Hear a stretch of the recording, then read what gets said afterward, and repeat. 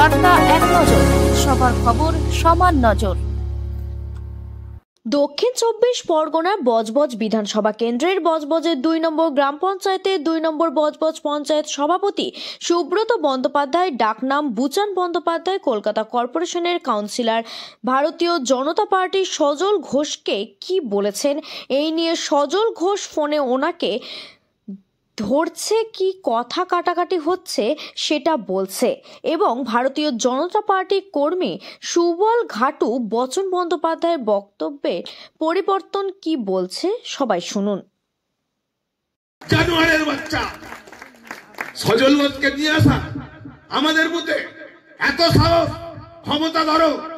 আমরা মানদাতার আমল থেকে কংগ্রেস যতদিন আছে, কামরা অঞ্চল ততদিন আছে, সেই অঞ্চলকে কারুর বাবার ক্ষমতা নেই চলাতে পারে। তাই আমি অনুরোধ করে যাব, আমি কিছু ভূতনো গরু ছেড়ে যখন দেবো না বাবা, ভূতনো শুরু করবে, ঘরে ঢুকে যাবে, সেই ভূতনো গরু যার জন্য ছাড়তে হয় আমাকে। পরিষ্কার কথা, এলাকায় দল করবে, সামনাসামনি করো, বাপের বেটা হও, বিজেপিটা সামনে এসে বুক চিতিয়ে করো আমাদের সামনে, আমাদের কামরা অঞ্চলে জানবো তুমি বাপের বেটা।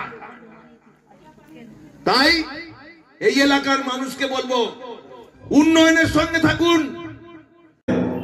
আপনার নেতা নেত্রীর অবস্থাও খারাপ হয়ে গেছে এসআইআর এর ফলে। এখন দেখছে কি অবস্থা হবে এই ২৬-এর নির্বাচনে।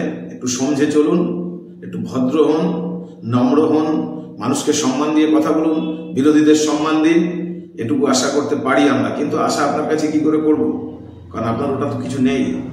তাই বিজেপির পক্ষ থেকে তীব্র নিন্দা এবং ধিক্কার জানাই। যেভাবে কুরুচিপূর্ণ আক্রমণ সজল ঘোষে করেছেন, তার বাপ নিয়ে করেছেন, সবকিছু তো করেছেন, বাপের নামে বলেছেন। আরে তার বাপের যোগ্য হতে পারবে? তোমার ক্ষমতা নেই। সেই ক্ষমতা থাকলে তুমি তাহলে এরকম ভাষা ব্যবহার করতে না। একটু সমঝে চলুন, একটু কথাবার্তা মার্জিত ভাষায় বলুন। আমরা কোনোদিন কোনো নেতাকে